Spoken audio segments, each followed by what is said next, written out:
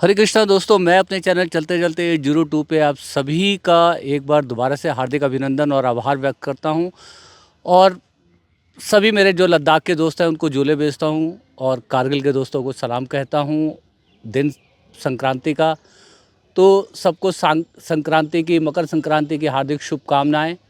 और दोस्तों, जैसा कि आप जानते हैं कि 3 दिसंबर को लद्दाख के मसले पर जो बातचीत एमएचए के साथ चल रही थी, लेह अपेक्स बोर्ड और कारगिल डेमोक्रेटिक अलायंस के जॉइंट एफर्ट से, जो कि आप जैसा कि जानते हैं कि 1 महीने की लेह से दिल्ली तक की पदयात्रा को लेकर के सोनम वांगचुक दिल्ली पहुंचे थे और 16 दिन तक उन्होंने यहाँ पर लद्दाख भवन में अनशन रखा। उसके फलस्वरूप मिनिस्ट्री ऑफ होम अफेयर्स की तरफ से उनको एक लेटर ऑफ एश्योरेंस दिया गया था कि जो लद्दाख के मसलों के ऊपर जो बातचीत ठहर गई थी, जो डेडलॉक आ गया था, जो लद्दाख की कुल 3-4 मांगे हैं, जिसमें से एक सिक्स शेड्यूल की मांग है, एक फुल स्टेटहुड की मांग है, दूसरा एक युवाओं के रोज़गार के मसलों को हल करने के लिए लद्दाख पब्लिक सर्विस कमीशन की एक मांग है, और एक मांग है कारगिल और लेह की 2 लोकसभा की सीट बनाने की। तो दोस्तों, पिछली बार 3 दिसंबर को इसके ऊपर पहली बार बातचीत हुई, उसमें कुछ रोज़गार के मुद्दों पर कुछ सहमति बनी, कुछ सरकार ने इस बारे में कुछ रास्ता निकालने की कोशिश करी कि किस तरह से जो लद्दाख के लोग जो है, जो ख़ास तौर पे युवा हैं, क्योंकि लद्दाख का पब्लिक सर्विस कमीशन चला गया जब एब्रोगेशन हुआ आपका धारा 370 और 35A हटने के बाद। उससे पहले लद्दाख जम्मू कश्मीर का हिस्सा हुआ करता था, तो लिहाजा Jammu Kashmir public service commission के जरिए ही लद्दाख के युवाओं को, लोगों को रोज़गार मिलता था। तो पब्लिक सर्विस कमीशन ना होने की स्थिति में पिछले 5-7 साल से युवाओं के लिए वहाँ पर गैजेटेड लेवल पर कोई भर्ती नहीं हुई है। तो युवाओं में एक फ्रस्ट्रेशन है, एक उदासी है, निराशा है, और जॉब अपॉर्चुनिटी ना होने की वजह से बहुत सारे युवा डिप्रेस्ड हैं, अवसाद में हैं। तो आज हम बैठे हैं यहाँ पर दिल्ली यूनिवर्सिटी के एक छोटे से पार्क में, और हमारे साथ एक युवा है, उनका नाम है स्टांजिन गलदान, और यहाँ पर वो पढ़ाई कर रहे हैं। तो हम उनसे समझने का प्रयास करेंगे कि लद्दाख के युवाओं के क्या मसले हैं, और कल जो मिनिस्ट्री ऑफ होम अफेयर्स के साथ बातचीत होने वाली है उसमें क्या एजेंडे होने चाहिए, किन बातों के ज़रिए, किन उपायों के ज़रिए रोज़गार के मसलों को हल किया जा सकता है। तो स्टैंजिन गलदान, सबसे पहले हम आपका वेलकम करते हैं अपने चैनल चलते चलते 802 पे। और बताइए, आप फ़िलहाल यहाँ दिल्ली में क्या कर रहे हैं? सबसे पहले तो चलते चलते के सभी व्यूवर्स को मैं स्टैंजिन गलदान की तरफ से झूले और नमस्ते। मैं लद्दाख के लेह क्षेत्र से आता हूँ। मैं दिल्ली में अभी दिल्ली यूनिवर्सिटी में मैं अभी ग्रेजुएशन कर रहा हूँ। हाँ जी। आप बताएं कि जो लद्दाख में कोई पब्लिक सर्विस कमीशन ना होने की वजह से, क्योंकि एप्लीकेशन धारा 370 हटने और 35A के हटने के बाद जो वहाँ पर जो पहले आप लोग Jammu Kashmir public service commission के अंडर में आते थे, उसकी वजह से क्या जो एम्प्लॉयमेंट की समस्याएं हुई हैं? सभी को पता है, जब यूटी बनने के बाद 2019 में जब यूटी बनने के बाद लद्दाख में जो पहले जम्मू कश्मीर पीएसी वो हट गया। जी जी। उसके बाद उसके बाद एक भी गेजेटेड पोस्ट अभी तक लद्दाख में नहीं हुआ। जी जी।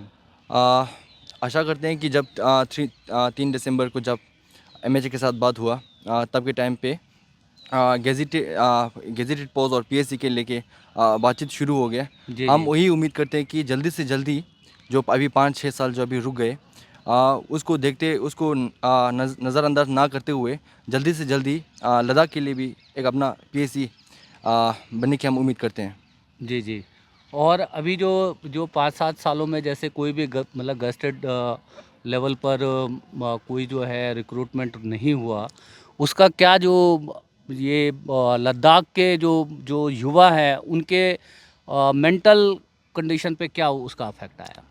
वो तो जाहिर सी बात है कि जब जॉब नहीं आएगा, जब रिक्रूटमेंट नहीं होगा, जी उसकी जी जी। वजह से बच्चों को पहले पढ़ाई का प्रेशर उसके बाद बिना जॉब नहीं मिला, उनका प्रेशर तो होना ही होना है। जी, वो जी, सभी को अपना मेंटल प्रेशर सभी को है, और सभी ज़्यादातर बच्चे डिप्रेस भी है उसकी वजह से जी, जी, जी। कि जॉब तो नहीं आ रहा है। हाँ, और लद्दाख आपको पता है एक वेरी बैकवर्ड एक जगह है जो शेड्यूल ट्राइब के अंडर ही आता है। जी, जी, जी। उसकी वजह से बच्चे लोग अभी बहुत ज़्यादातर बच्चे ही सफ़र कर रहे हैं। जैसा कि जैसे 5-7 साल में कोई रिक्रूटमेंट गेस्टेड लेवल पे नहीं हुई, बहुत सारे लोगों की उम्र निकल गई होगी, हाँ जी। एज निकल गई होगी, तो उसके बारे में कुछ कहना चाहेंगे कि सरकार उसके बारे में कोई सॉल्यूशन निकाले, समाधान निकाले, ताकि कुछ रिलैक्सेशन दे सरकार कि जिन बच्चों की इस कारण जिनका कोई कसूर ना होते हुए, क्योंकि पब्लिक सर्विस कमीशन ना होने की वजह से कोई रिक्रूटमेंट नहीं हो पाई और उनकी एज निकल गई, इसके बारे में क्या कहना चाहेंगे? जब 3 दिसंबर को एमएचए के साथ एपेक्स और केडीए का बात हुआ, जब हमारे यूथ डेलीगेशन ने ये भी उसमें रखा है कि जो बच्चों का जो अभी 5-6 साल वो बीत गया है, उनको भी जो एज रिलेक्शन मिले, जिनका जिनका 5 साल निकल गया उनको भी, जिनका 6 साल निकल गया, जिनका 1 साल भी निकल गया उनको भी, जो आने वाले जब कैडेट पोस्ट लद्दाख में खुद मिलेगा, जी, जी। उनके टाइम पे उनको भी एज रिलैक्सेशन मिले, उसका बहुत बड़ा उम्मीद है हमें। जी, जी। अच्छा, ये बताइए, पिछले जो 3 दिसंबर की जो बातचीत हुई, उस बातचीत में सरकार के ज़रिए कुछ उपाय सुझाए गए कि 90% रिज़र्वेशन वहाँ के लद्दाख के लोकल युवाओं को दिया जाएगा सरकारी नौकरियों में, और फ़िलहाल जो है यूपीएससी के थ्रू जो वो परीक्षाएं जो है ली जाएंगी। मगर ये टेम्परेरी सॉल्यूशन है यूपीएससी के ज़रिए। जब तक कि पब्लिक सर्विस कमीशन ना हो, तब तक इस समस्या का जो है परमानेंट समाधान होना बड़ा मुश्किल है। तो मैं ये जानना चाहता हूँ कि ये जो कल जो बातचीत होने वाली है लेह अपेक्स बोर्ड और कारगिल डेमोक्रेटिक अलायंस जो एमएचए के साथ बात करने वाली है, उसमें आप लद्दाख के युवाओं का क्या एजेंडा चाहते हैं कि उसको बहुत अग्रेसिवली तरीके से जो उसको डिस्कस किया जाए और उस पे जल्द से जल्द जो है कुछ परमानेंट रास्ता निकालने का कोशिश करें? जो लद्दाख की जो 4 पॉइंट एजेंडा है, उसमें ज़्यादा टाइम लगने वाला है। जो 6 शेड्यूल और जो स्टेटहुड जी। और क्या कहते हैं 2 एमपी सीट, उन पे टाइम लगने वाला है। जी, जी। जल्दी जल्दी समाधान इसमें से जो गेजेटेड पोस्ट वाला है उस पे आने का चांस है। जी, जी, जी। अभी ये है कि लद्दाख में आपको भी पता है, सभी को पता होगा कि इतना एजुकेशनल इंफ्रास्ट्रक्चर इतना बढ़िया नहीं है। जी, उधर इतना ज़्यादा मेडिकल कॉलेज नहीं है, इधर इधर इंजीनियरिंग कॉलेज नहीं है। इसकी वजह से बच्चों को यूपीएससी के अंदर उनके अंदर जो पूरे सभी के लेवल पे एग्ज़ाम देने में उनको बहुत प्रॉब्लम ही होगा। जी, जी, जी। हम यही चाहते हैं कि जब तक अभी के लिए जम्मू JNK PSC के साथ अटैच करके लद्दाख को गेजेटेड पोस्ट दिया जाए 90% रिजर्वेशन के साथ। जी, जी।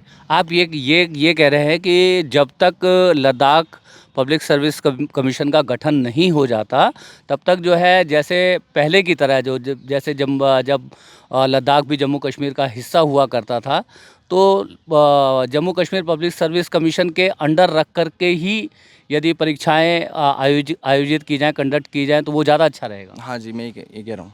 जी, जी। और कुछ कहना चाहते हैं आप वो लद्दाख के युवाओं की तरफ से कल जो बातचीत होने वाली है? मैं ये कहना चाहता हूँ कि लद्दाख के युवा अकेला ये PSC और गेजेटेड एस्पिरेंट के अकेला नहीं है। लद्दाख का जो 4 पॉइंट एजेंडा है, उस पर कहना चाहता हूँ कि हमें बहुत उम्मीद है अभी रूलिंग पार्टी से, हमारे MHA, हमारे PM से बहुत उम्मीद है कि उन्हीं पे बहुत उम्मीद कि उनके उनके वो करेंगे तो हमारा ये 4 पॉइंट एजेंडा बनेगा। जी, जी, जी। हाँ, लद्दाख के बच्चों का वो अकेला नहीं है कि डायरेक्ट PSC पे और गेजेटेड पे बोले। हाँ, हम चाहते हैं कि जो 4 पॉइंट एजेंडा है वो पूरा कंप्लीट होके लद्दाख को मिले। जी, जी, जी। तो गलदान स्टैंजिन कह रहे हैं कि जो जमहूरियत, जो डेमोक्रेसी उनसे छीन ली गई जब धारा 370 और 35A हटने के बाद जब यूटी बना, तो एक ऐसा यूटी बना जिसमें कोई विधानसभा नहीं है, कोई लेजिस्लेशन नहीं है, तो जिसकी वजह से आज लद्दाख के पास उनके चुने हुए प्रतिनिधि नहीं है, जो उनकी समस्याओं को यदि उनकी विधानसभा होती तो उनके विधानसभा में उनके चुने हुए जनप्रतिनिधि उनकी समस्याओं को उठा सकते थे, उसका समाधान ढूंढ सकते थे। तो लद्दाख के युवा अपने लिए रोज़गार, पब्लिक सर्विस कमीशन के साथ साथ ये भी चाहते हैं कि जिस तरह से जम्मू कश्मीर में वहाँ पर पार्शियली, कंप्लीटली तो वहाँ पर भी नहीं हुआ है, पार्शियली वहाँ पर विधानसभा बहाल कर दी गई। पीछे इलेक्शन हुए, उमर अब्दुल्ला साहब वहाँ के मुख्यमंत्री बने।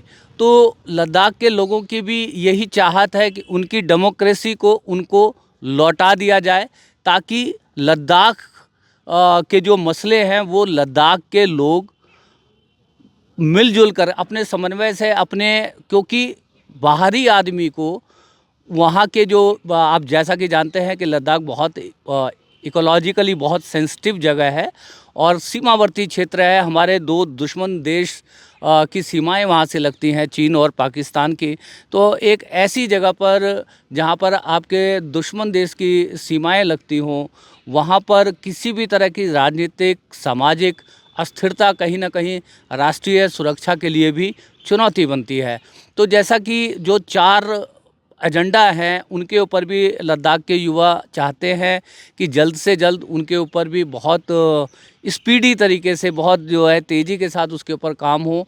और जैसा कि गलदान स्टैंजिन ने कहा कि बाकी जो मुद्दे हैं उनमें थोड़ा टाइम लगने वाला है, तो तब तक जो है वहाँ के एम्प्लॉयमेंट, रोज़गार के जो मसलों को जो प्रधानमंत्री साहब को और हमारे जो गृह मंत्री अमित शाह जी हैं उनसे जो है लद्दाख के युवा जो है बड़ी उम्मीद से, बड़ी आशा से और बहुत ऑप्टिमिस्टिक होकर उनकी तरफ देख रहे हैं कि वो लद्दाख के युवाओं के लिए जल्द से जल्द इन मसलों को हल करेंगे और बाकी भी जो मसले हैं जो उनके ऊपर भी जल्दी से जल्दी लद्दाख को उनकी जमहूरियत और डेमोक्रेसी को वापस करने का काम करेंगे, ताकि लद्दाख के लोगों के द्वारा एक बार दोबारा से चल सके। तो गलदान बहुत बहुत धन्यवाद आपका, आपने हमारे लिए टाइम निकाला। लास्ट में और कुछ कहना चाहेंगे तो कह दीजिए। नहीं, लास्ट में यही कहना चाहता हूँ कि मैं इधर से रिक्वेस्ट करना चाहता हूँ अभी इंडियन रूलिंग पार्टी को कि जल्दी से जल्दी लद्दाख के जो 4 पॉइंट एजेंडा है उसको जल्दी से जल्दी लागू किया जाए, उस पर जल्दी से जल्दी बात किया जाए। हमें यही उम्मीद है कि यही रूलिंग पार्टी ही हमें ये सब देने की पूरा आशा है। सभी को थैंक यू जुले। तो दोस्तों, लद्दाख का युवा कह रहा है कि ये काम यही रूलिंग पार्टी के कार्यकाल में हो जाए तो ज़्यादा अच्छा है, उनके लिए भी अच्छा है राजनीति के दृष्टिकोण से, और लद्दाख की जनता के लिए भी अच्छा है हर दृष्टिकोण से। तो देखते हैं कि कल क्या बातचीत होती है MHA के साथ लेह एपेक्स बोर्ड और कारगिल डेमोक्रेटिक अलायंस की जो बातचीत होने वाली है। तो हम इस खबर पर बने रहेंगे। कल भी हम जब भी मीटिंग होती है और उसके बाद जो लीडरान है तमाम लेह एपेक्स बोर्ड से और कारगिल डेमोक्रेटिक अलायंस के लोगों से बात करने का प्रयास करेंगे। और प्रयास यदि समझ में आ रहा हो तो हमने जो स्टैंजिन से बात की और लग रहा हो कि ये बातचीत, इस तरह की बातचीत को समय समय पर होना बहुत ज़रूरी है। और रेस्ट ऑफ द इंडिया में बार बार इस बात को कहता हूँ कि लद्दाख भारत का ही हिस्सा है, भारत का एक सीमावर्ती क्षेत्र है।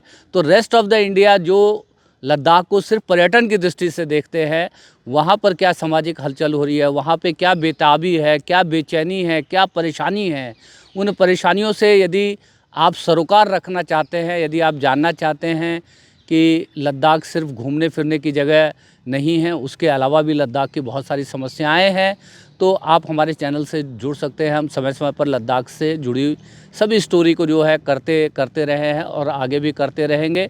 बातचीत यदि पसंद आई हो तो अब तक चैनल सब्सक्राइब ना किया हो तो कर लीजिएगा। हमने जो गलदान से बात करी उसके ऊपर आदि आपको लगे कि आपको भी कुछ लिख देना चाहिए तो कमेंट बॉक्स में लिख भी दीजिएगा। आपको लगे कि इस तरह की बातचीत और ज़्यादा से ज़्यादा लोगों तक पहुंच सके, ताकि एक अवेयरनेस लोगों को हो सके लद्दाख के मुद्दों के बारे में, तो ज़्यादा से ज़्यादा लोगों के साथ इस वीडियो को आप शेयर करके हमारी और साथ में जो है लद्दाख के लोगों की भी मदद कर सकते हैं। आप सभी का दिन शुभ हो। हरे कृष्णा, जूले, सलाम, नमो बुद्धाय।